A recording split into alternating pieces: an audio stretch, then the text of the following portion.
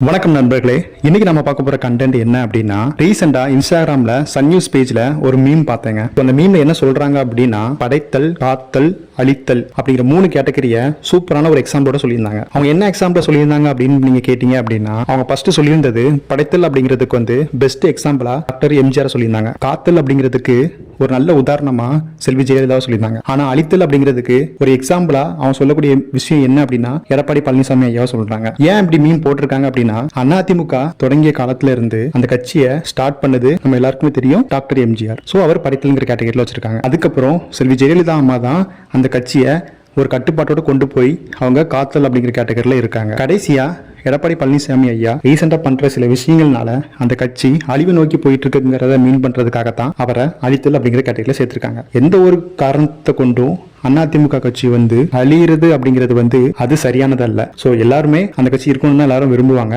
So இதை பத்தி உங்க கமெண்ட்ஸ் என்ன அப்படிங்கறத கீழே லிஸ்ட் அவுட் பண்ணுங்க.